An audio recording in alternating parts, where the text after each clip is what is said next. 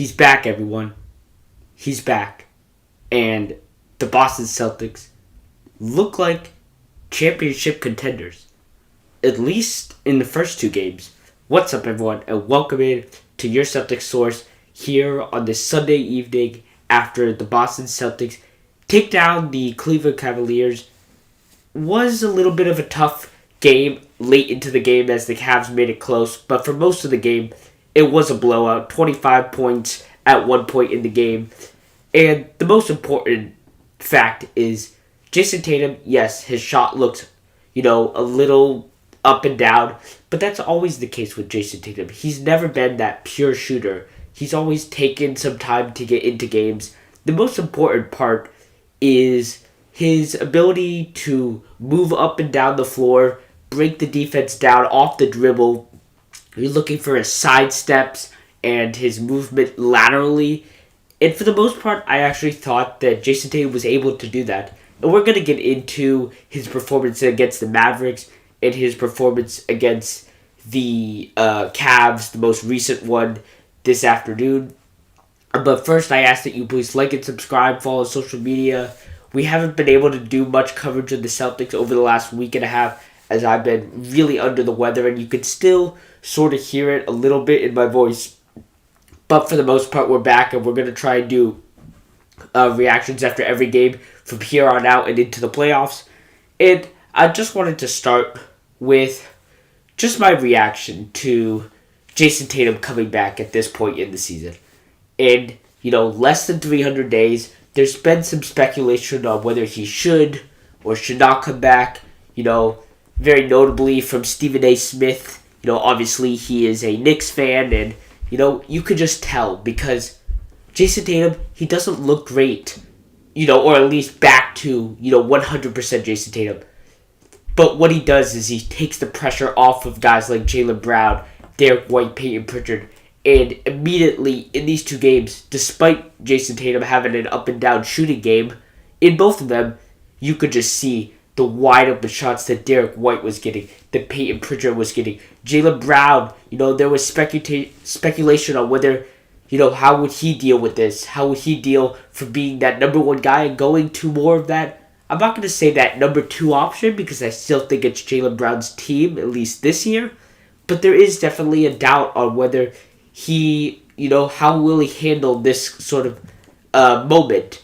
And he's looked great because, yes, the scoring's been down a little bit in these last two games with the return of Jayson Tatum. But Jaylen Brown has had much easier looks because he's no longer getting the double teams with those going to Jaylen Brown. He's no longer getting the double teams because guys like Sam Hauser, Peyton Pritchard, Derek White are all heating up with the playmaking from Jayson Tatum. And to be honest, that's really been the biggest thing that I've noticed from Jayson Tatum. It hasn't been the scoring. Yes, he scored, 15 points and 15 points and 12 rebounds against the Dallas Mavericks. But it's the playmaking. And Jaylen Brown's taken a big step forward this year with this playmaking. But it's never been on the level, and it will never be on the level of a guy like Jaylen Brown. Or like a guy like Jayson Tatum, right? And that's been the biggest thing, is that Jayson Tatum, you saw in the game today against the Cavs, how he was able to get downhill and then swing it out to a quarter three for Sam Hauser on multiple attempts, quarter three for Peyton Pritchard, Derek White. Something that Jaylen Brown has worked really hard to get better at over this season. But it's not quite to the level of what Jayson Tatum is able to do on each end of the floor. And so that's the biggest thing, right? It's just the open looks. Derek White, right, he's had a season-long shooting slump compared to his previous seasons. And I think he's going to be able to break out of that with the presence of Jayson Tatum. And, I thought there would be some sort of limit or some sort of, minute restriction on him. And there might still be a minute restriction despite Joe Mazzulla not telling us and saying, quote-unquote, there's no minute restriction. My guess is it's probably around 30, which, means that he has been under it in both his games. He's played 27 minutes. To be honest, I actually think that's more than, what I expected him to play. I thought he'd play around 20 minutes. We played 10 in the first half, 10 in the second half. Starting versus non-starting was definitely a question. I think Jayson Tatum, given the fact that, he comes back against the Mavericks, who knows, when he could have played. Not saying he could have played much earlier, but, he probably could have played against the Hornets, maybe the 76ers. They picked the Mavericks for a reason with the return of Cooper Flag and whatever it may be. And, I'm fine with that. Obviously you could have used him against the Hornets. But to be honest, I don't think Jayson Tatum was going to do much in that game. The Celtics really didn't have it going in that game. Jayson Tatum, or without Jayson Tatum, the Hornets were just on fire in that game. But against the Mavericks, right, Cooper Flag's, debut in the Garden added to the sort of the party that was going on inside of TD Garden, and Jayson Tatum only, made that excitement at another level. And to be honest, he comes in and he misses his first 6 shots, right? He looks uncomfortable, but as I said, it was the playmaking, it was the movement, and he gets his first points on the putback dunk. And he still looks a little ginger because he's hesitant to come down. He lands actually on the 1 foot, not on both feet or on his right Achilles foot. He lands on his left foot. He definitely looked out of rhythm. Not to say Jayson Tatum ever looks in rhythm to start games. He often, as I've said, starts games very slowly, works his way into the game. Takes multiple shots early in. He'll end with the stat line that's 30 points and a near triple-double, but the shooting, efficiency percentage might not be, extremely high, or at least on the level of some of the, just elite efficiency guys like SGA. And obviously Jayson Tatum's never been the guy that gets to the line a ton. But, as I said, it's beyond the scoring that you're looking for from Jayson Tatum. Jaylen Brown can provide the scoring. Yes, there are some nights where you're going to need the scoring. But what Jayson Tatum can do are things that, really nobody on this team can do. Or at least, things that Jayson Tatum does all with one guy, right? It might take, an Ugo to do this one stat, a Caden to do this one stat, a Brown to do this one stat, but Tatum can do it all in a 3-for-1, if you know what I mean. Right? And that's, rebounding, playmaking, you really, obviously, I think the sort of quieter behind the scenes story of this weekend really is that Vučević goes down for a month with the broken finger and whatever. And we can talk about that on the back half of the show because it's just interesting how Vučević, he goes down for a month, but Baylor Shireman, who broke his thumb, looks just fine. I'm sort of confused by, what injuries both of those have because Shireman looks just fine. He's always going to have some of those clunky misses off the side of the backboard from the corner. But for the most part, he knocked down 4 of 6 against the Cavs. And he was cooking, especially with the help from Jayson Tatum. And, Shireman, I thought he was going to be a guy that maybe took a back seat with Jayson Tatum's production. They or at least do similar roles. Shireman was sort of put in place to, sort of be that Jayson Tatum substitution this season, at least from the facilitating role. Obviously, Jayson Tatum is 10 times better at it. But, Shireman doesn't take that backseat with Jayson Tatum. It's been Ugo Gonzalez. I wonder who it's going to be going forward. It might be different guys on different nights depending on who has it going. I just think, Ugo Gonzalez, I really loved Ugo Gonzalez this season. I think he's going to work well with Jayson Tatum in the future. But right now, Jayson Tatum does the rebounding that Ugo Gonzalez does. He's a pretty solid defender. At least there's not a huge drop-off, especially if Jayson Tatum is moving well. And right now, there might be a little bit of a slight drop-off defensively just because, Jayson Tatum is still working on getting his movement back, his ability to, stay in front of guys like Donovan Mitchell and Darius Garland in that second game.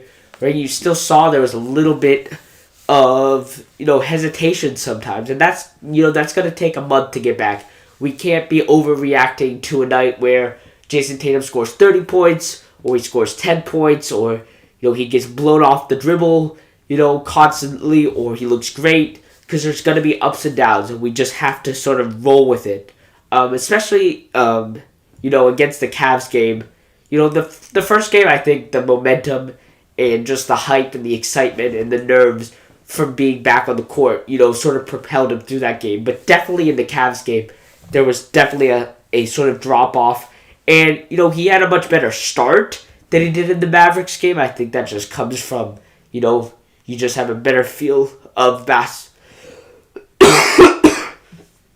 you just have a better feel for the game of basketball, right? Your second game in versus your first game back. But we definitely saw, later in that game, he definitely looked a little tired. He doesn't quite have his physicality, his wind back under him for sure. 12 points early, but definitely, I think Jonas might have played him a little too much in that first half. He ran out of gas. He does finish a -3 on the night, despite the Celtics winning by 8. A lot of that wasn't really his fault. Donovan Mitchell and James Harden went on a massive run to sort of almost cut the game all the way back down in that early fourth quarter. They actually get it down to 8 before the Celtics pull away for another lead. Then the Cavs get it back, and the game finishes, I do believe, with an 8-point spread. Or maybe it was 12. Jayson Tatum hits a big dagger 3, actually. It had a funny IG post on his story afterwards saying, "That's my girl." I think that's what he said. Reacting to the sort of three-pointer that he hit. Jayson Tatum definitely feeling it and excited to hit that 3, especially because he's not known, directly for his three-point shooting. Funny enough, three-point shooting is actually one of the things that you can work on when you're injured, right? So, I'm not as concerned about his shooting in any way, right? It's the ability to attack off the dribble, to get to the rim, right? And we saw in that Mavericks game, before he even scored his first bucket, he missed, a pretty wide open but still massive dunk, off the dribble, sort of tomahawk dunk that he just came up short. And, that's just the, a little bit of misjudging the rim. Your timing's not quite there. As you ease your way back into basketball, we could definitely see, there's going to be a lot of those games, right? You could look at a game like the Cavs game and say, right, he's a -3. He wasn't really that helpful. But that's not really what happened, right? He was impactful in the game. He was scoring well. He was making plays for others. He was just on the court and happened to be on the court when the Cavs sort of made that run late in the fourth quarter. But to be honest, we look at these two games. The Cavs game's the most important game because it just helps you out in the standings, especially with both the Knicks and the Cavs losing today. That's really helpful. I do believe the Pistons lost as well, if I'm not mistaken. So that really helps you. I'll check here. Yes, the Pistons lose to the Heat, so you gain a game on them. I think you're only 2.5 back of them now, maybe 3. So there is still the small chance that you could be the number 1 seed in the conference. And I don't know where I want to be seeding wise. I really don't want to play the Charlotte Hornets at all. Looking at how they're playing now, it seems like they're going to be, one of the top teams in that play-in. So if you're the 2 seed, you might play them. But that being said, I'd rather play the Toronto Raptors first round, but then home court advantage in the second round. You probably want that for the Knicks or whoever you end up playing. So, it's a hard path, and you should be able to get by the Charlotte Hornets, especially with Jayson Tatum back. But that's for later down the road. As for tonight, we're gonna wrap it up soon, talking about Vučević and some of the other small details around this team.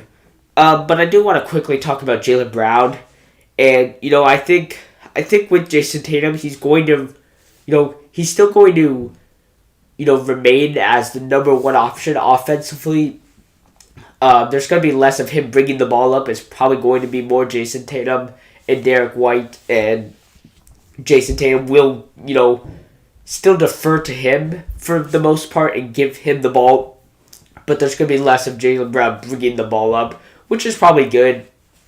Jaylen Brown's not the best of ball handlers, and his production's going to go down offensively in terms of just total numbers. He's not going to be scoring 30 points a game just because Jayson Tatum has to get his shots up just to get back into the flow of the game, right? But Jaylen Brown, for the time being at least this season, until the playoffs, he'll be leading the team on most nights scoring-wise. He has 8 assists and 7 rebounds in this game as well, right? Those are some of the things that he's been working on this season in the absence of Jayson Tatum, and that's not going to go away.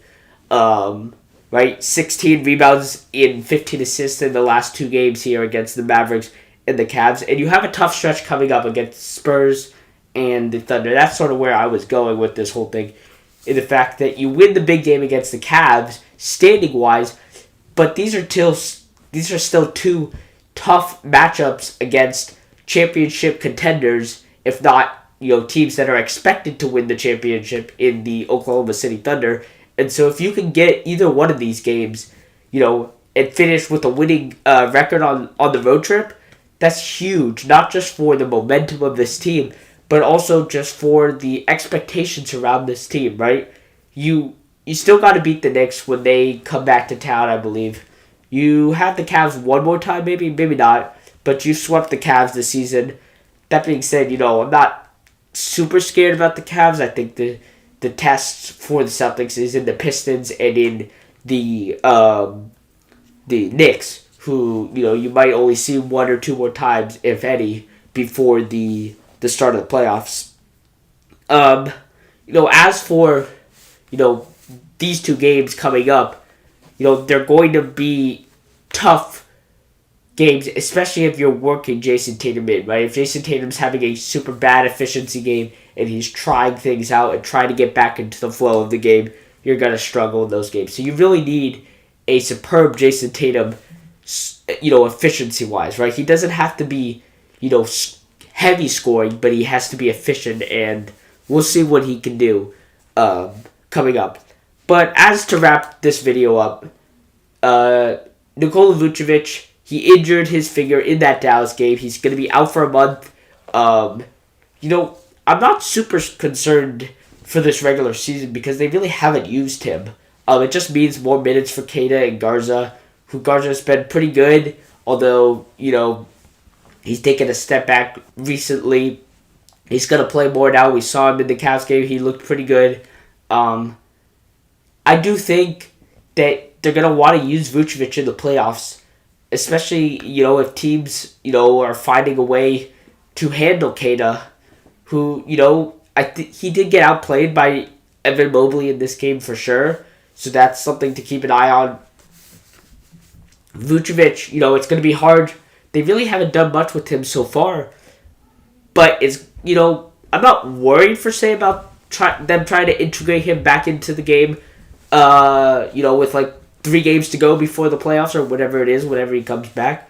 But that being said, if they're going to want to use him in the playoffs, it's going to take time for them to try and do that. And they might not need that in the first round. It might be fine. But if any point, it seems like Vučević is only going to be around for this season after, there was some thought that maybe he could be, your center next season. Just with his injury concerns and the development of Keita, there's no point in keeping him around just to sit on the bench for that contract. But, I'm going to wrap it up here.